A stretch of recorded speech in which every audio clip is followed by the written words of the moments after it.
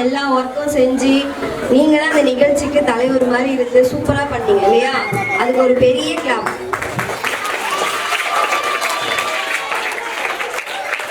இதே அமைதியோட நம்ம பல போட்டிகள் வைத்தோம் இல்லையா? என்னென்ன போட்டிகளை வச்சோம்? ஓவிய போட்டி, கட்டுரை போட்டி, அதுக்கப்புறம் பேச்சு போட்டி. ஸோ இந்த போட்டியில கலந்து கொண்ட மாணவர்களுக்கு நம்ம இப்போ சின்னதா ஒரு பரிசளிப்பு விழா நடக்க போகுது. ஓகேவா? அதை தொடர்ந்து என்ன நடக்க போகுது அப்படின்னா தேசிய கீதம் போடுவோம். அதுக்கும் அழகா ஏந்தி நின்று என்ன பண்ணுவோம்? கரெக்டா இருக்கணும். அடுத்து நம்மளோட சீஃப் கெஸ்ட், தலைமை ஆசிரியர் எல்லாம் சேர்ந்து உங்களுக்கு இனிப்பு வழங்குவாங்க. ஓகேவா? அது எப்படின்னா கரெக்டா இந்த சைடு வாங்கிட்டு திரும்பி ரிட்டன் அந்த சைடா போயிடணும். ஓகேவா? யாரும் அடிச்சுக்க கூடாது. லைனா வரணும். அழகா நீட்டா லைனா என்ன பண்ணும்? லைனா இந்த சைடு வாங்கிட்டு ரிட்டன் இந்த சைடு போயிடணும். அப்படி ஓகேவா? லைனா வரணும். இப்ப ஒரு 5 நிமிஷம் நம்ம பரிசளிப்பு விழா நடக்க போகுது. எல்லாம் அமைதியா இருக்கலாமா? எல்லா மாணவர்களையும் நீங்க என்ன பண்ணும்? கை தட்டி என்கரேஜ் பண்ணும். ஏன்னா ரொம்ப கஷ்டப்பட்டு எல்லாம் பண்ணிருக்காங்க இல்லையா? இப்போது சிறப்பு விருந்தினர்கள் மற்றும் தலைமை ஆசிரியரை மேடை கலைக்கின்றோம். கரங்களை தட்டி அழைக்கலாமா?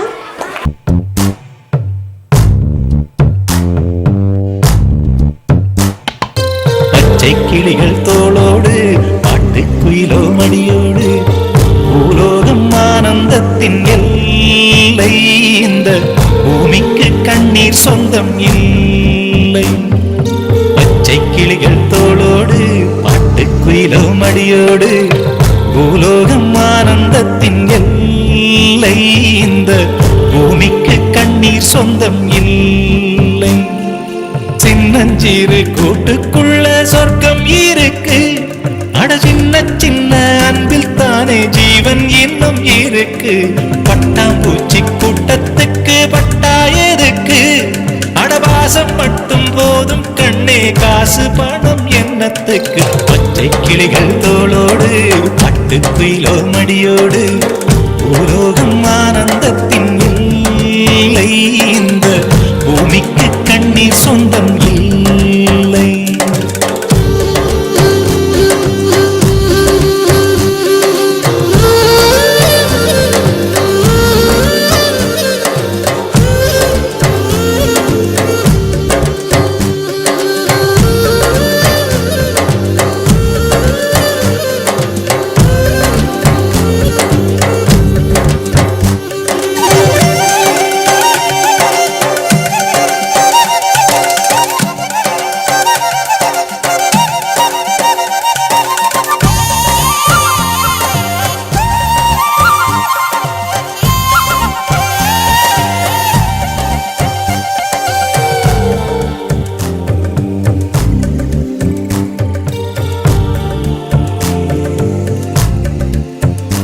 அந்த விண்ணில் ஆனந்தம், இந்த மண்ணில் ஆனந்தம், அடிபூமி பந்தை முட்டி வந்த புல்லில் ஆனந்தம்.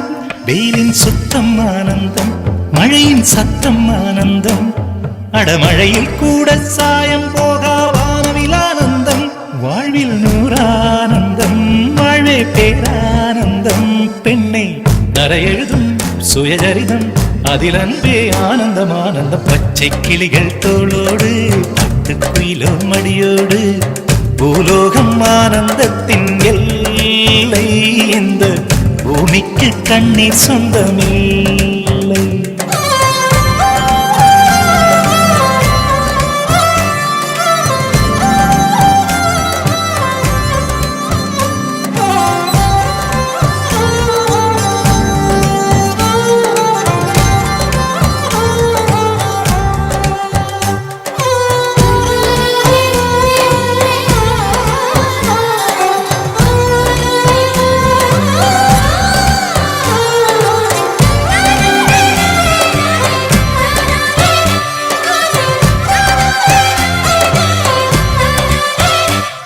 உன் மூச்சில் நான் வாழ்ந்தால் என் முதுமை ஆனந்தம்.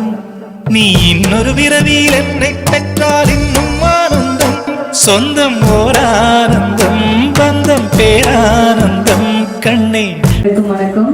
பெற்றோர் ஆசிரியர் கூட்டத்திற்கு நிகழ்ச்சிக்கு வருகை புரிந்துள்ள ஆசிரியர்கள், தலைமை ஆசிரியர் மற்றும் இங்கு வந்துள்ள பேரண்ட் அவங்களுக்கு எல்லாருக்கும் வணக்கம். இன்னைக்கு நிறைய பேசுறதுக்காக தான் உங்களை வரவே சொன்னது.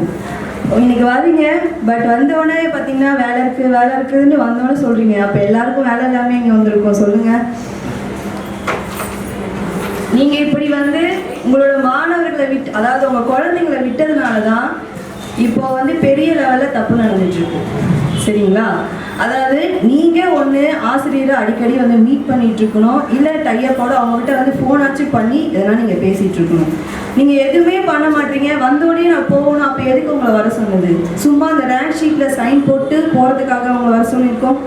அப்போ உங்க ஸ்டூடெண்ட்டை பற்றி, அதாவது எங்கள் ஸ்டூடெண்ட்டை பற்றி நீங்கள் தெரிஞ்சுக்குவீங்க இல்லையா? அப்போ எங்களுக்கு மட்டும்தான் பொறுப்பு இருக்கா? உங்கள் குழந்தைங்க எப்படி போனால் பரவாயில்லையா? அந்த சமூகத்தில் தப்பாக போயிட்டு இருந்தாலும் பரவாயில்லையா? சொல்லுங்க.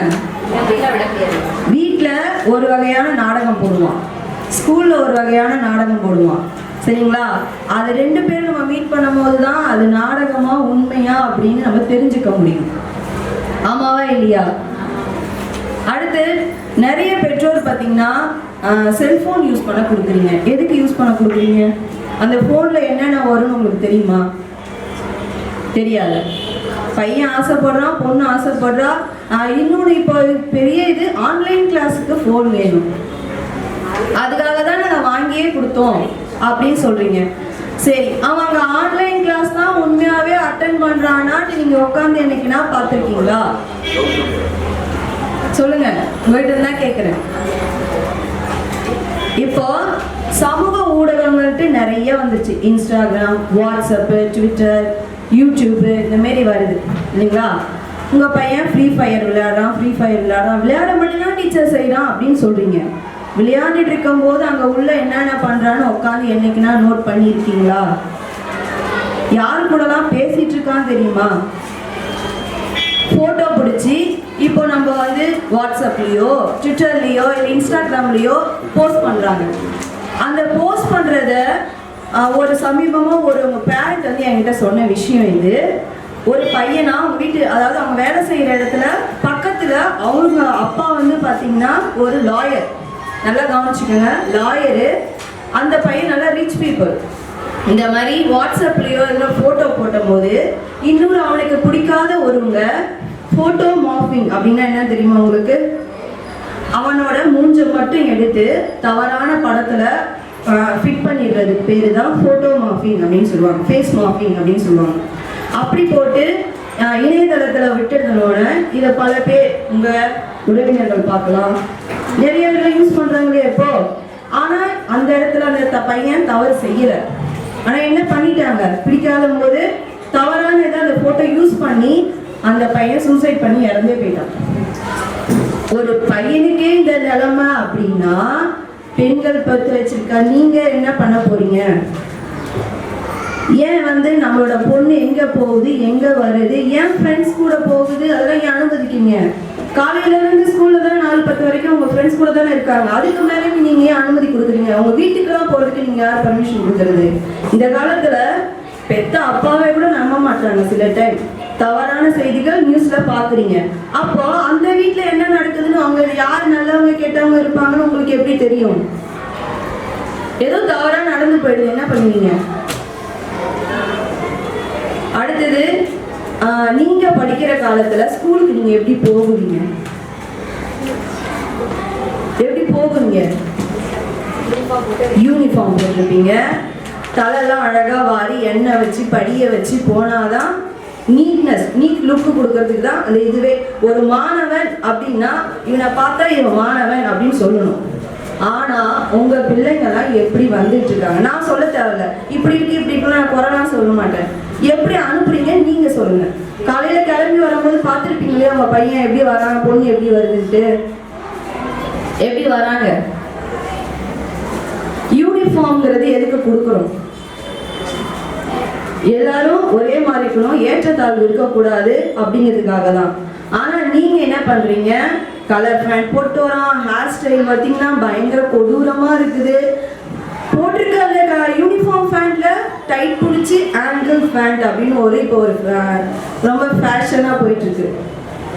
அப்போ நீங்களும் தானே அதை பார்த்துட்டு இருக்கீங்க. ஆசிரியர்கள் மட்டும்தான் பார்த்து திருத்தணும்ட்டு எதனா ரூல்ஸ் இருக்கா? அப்போ நீங்க உங்க பசங்க கிட்ட நல்லவங்களா இருக்கணும், டீச்சர்ஸ் நாங்க கெட்டவங்களா இருக்கணுமா? அவங்க சொன்னா எங்க கேக்குறாங்க? யாரும் சொன்னா கேட்கறது இல்ல தானே? அந்த மாதிரி நாங்களும் சொன்னாலும் கேட்க மாட்டாங்க. நாங்க திரும்பி சொன்னா பரவாயில்லைங்களா? அவங்க என்ன சொல்லுவாங்க தெரியுமா? மதிக்கிறதே இல்லை சார், அதனால தான் உங்ககிட்ட விடுறோம், நீங்களே எங்களை சொன்னா நாங்க என்ன செய்யுது? ஆனா என்ன பண்ணிட்டா மட்டும் கேஸ்லாம் போயிடுமே.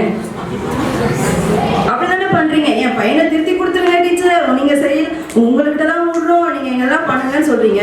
அது நல்லதா போயிட்டா நல்லதா எடுத்துக்கிறீங்க, கெட்டதா போயிட்டா உங்களாலதான் இது ஆட்சியிலே சொல்லிடுறீங்க. அப்புறம் எப்படி நாங்க திருத்துறது? நீங்களும் திருத்த மாட்டீங்க, நாங்களும் திருத்த மாட்டோம். அப்ப சமுதாயத்துல எப்படி போனா பரவாயில்ல, நாங்களும் விட்டுட்டுமா? நீங்க கண்டு காணாம இருக்கீங்க இல்லையா, அதே மாதிரி நாங்களும் கண்டு காணாம இருக்கலாமா? பரவாயில்லையா? நான் சொல்றது எல்லாமே உங்களுக்கு உணரும். கண்டிப்பா எல்லாமே நடந்துட்டு இருக்கிறது தான் இப்போதைக்கு தற்போது நடந்துட்டு இருக்கிற விஷயத்தை தான் நான் சொல்லிட்டு இருக்கேன். நம்ம உன் விழியா பிறர் கழுதா கண்ணீரும் ஆனந்த பச்சை கிளிகள் தோளோடு பாட்டுக்குயிலோ மடியோடு பூலோகம் ஆனந்தத்தின் எல்லை. இந்த பூமிக்கு கண்ணீர் சொந்தம் இல்லை. பச்சை கிளிகள் தோளோடு பாட்டுக்குயிலோ மடியோடு பூலோகம் ஆனந்தத்தின் எல்லை.